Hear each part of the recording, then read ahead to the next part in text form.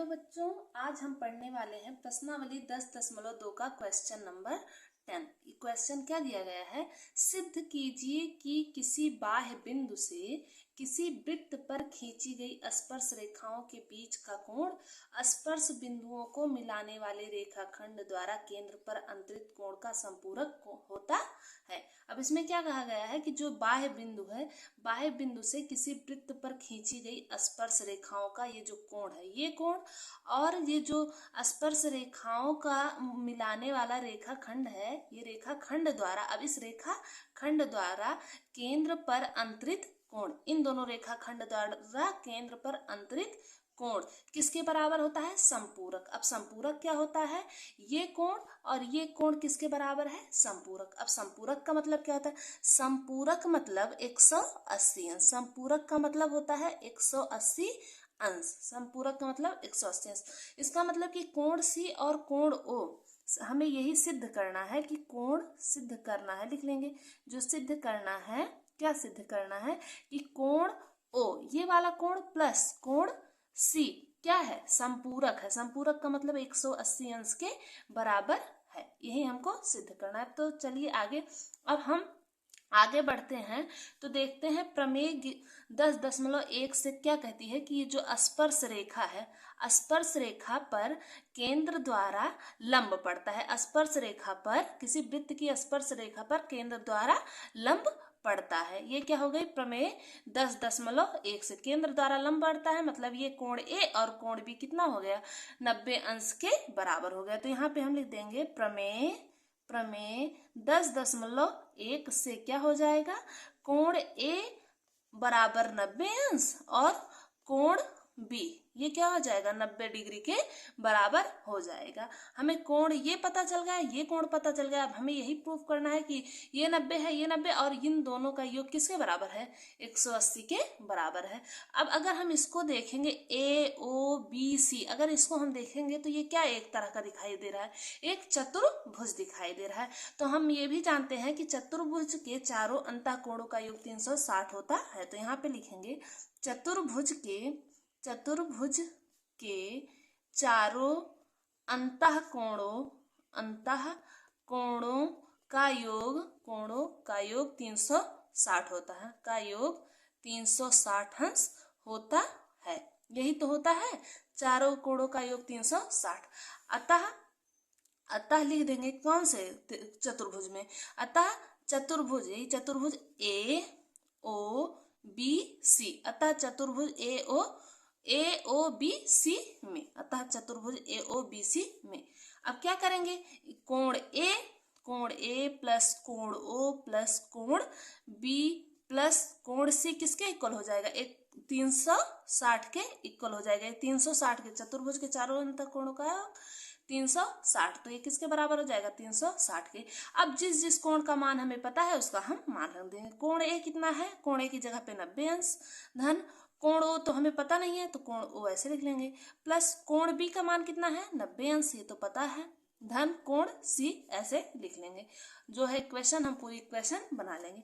अब यहाँ पे देखिए 90 मिलके कितना हो जाएगा? 180 अंश, धन कोण ओ प्लस कोण सी वैसे लिख लेंगे, इक्वल टू 360 हो जाएगा।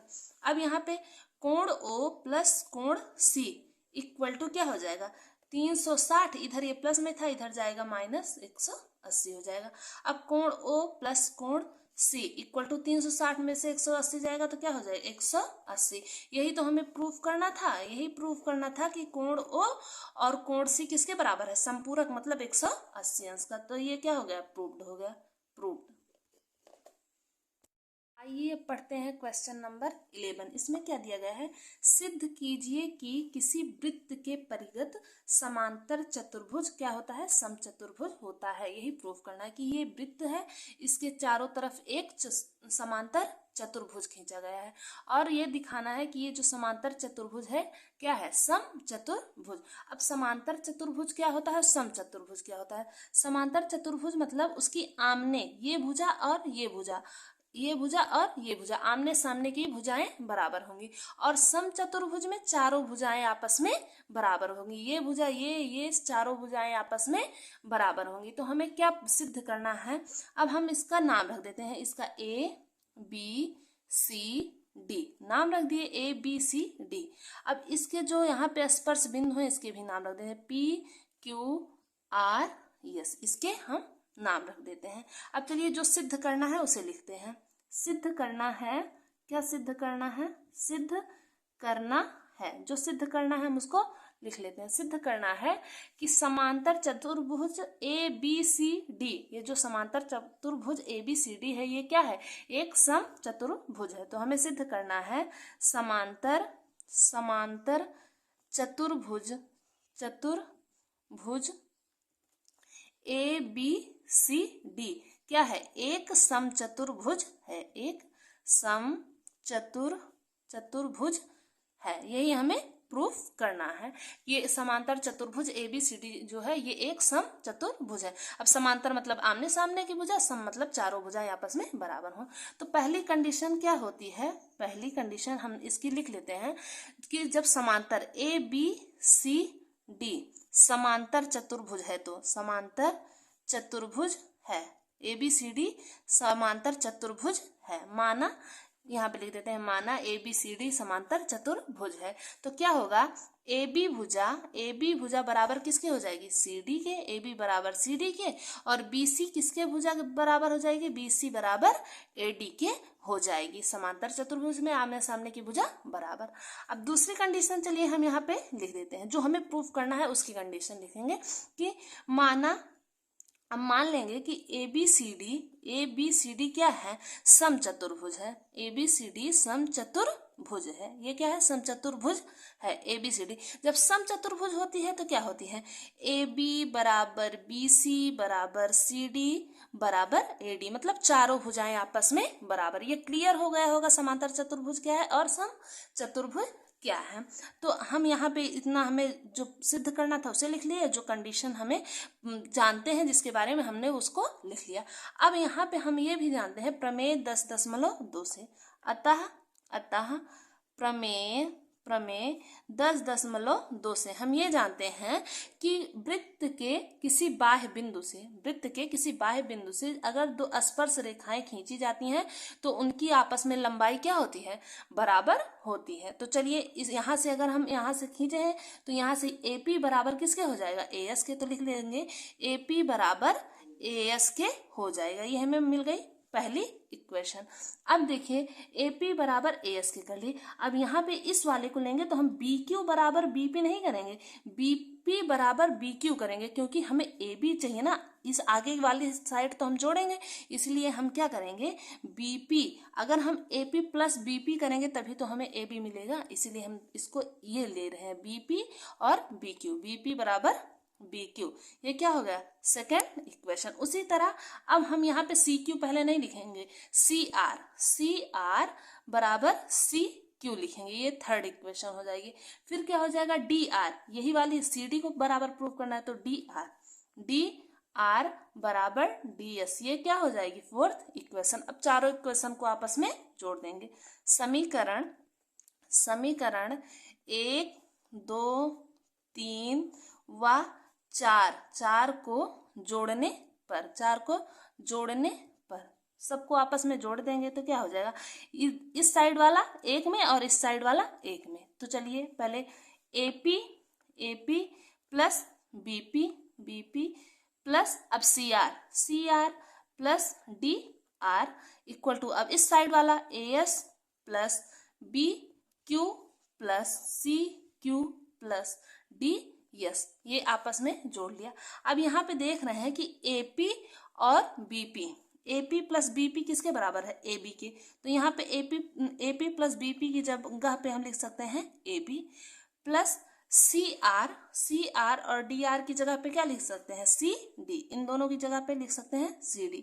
अब इक्वल टू उसी तरह AS और DS की जगह पे क्या लिख देंगे AD, AS और DS की जगह पे क्या लिख देंगे AD प्लस BQ और CQ की जगह पे क्या लिख देंगे सी।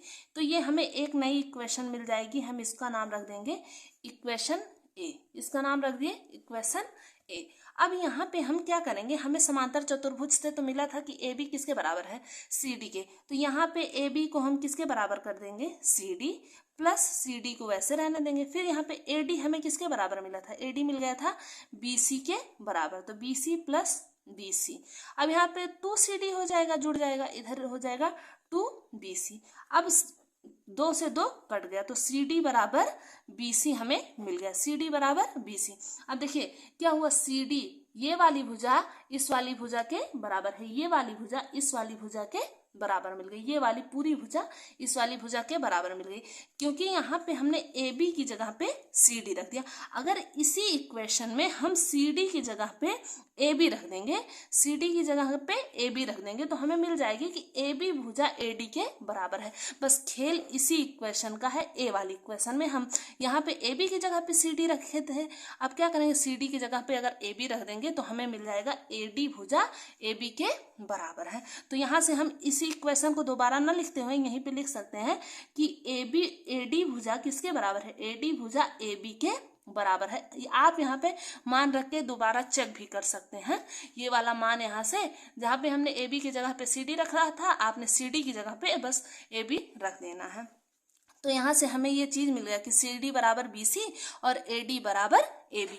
अगर ये दोनों भुजा ये भुजा आपस में बराबर है, तो हम जानते हैं समांतर चतुर्भुज में आमने सामने की भुजाएं वैसे भी बराबर होती हैं। तो ये भुजा इसके बराबर, ये भुजा इसके बराबर, इसका मतलब चारों भुजाएं आपस में बराबर हो गई। तो हम यहाँ पे लिख सकते हैं अतः अतः अतः ए बी बराबर बी सी बराबर सी डी बराबर ए डी। यहाँ पे चारों, और हम यही तो जानते हैं कि समचतुर्भुज की कंडीशन क्या होती है, चारों भुजा आपस में बराबर। तो इस या जहाँ जब हमने इसको निकाल लिया तो यहाँ से हमें मिल गया कि चारों भुजा आपस में बराबर हैं। तो यहाँ पे अब हम लिख सकते हैं अतः समांतर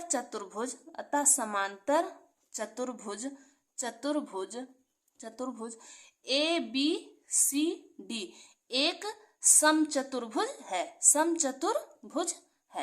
समचतुर्भुज है। ये क्या हो गया, प्रूव्ड हो गया। आशा करती हूँ कि आपको ये क्वेश्चन समझ में आ गया होगा। यदि आपको क्वेश्चन समझ में आ गए तो प्लीज़ हमारे इस चैनल को लाइक, सब्सक्राइब और शेयर अवश्य करें। धन्यवाद।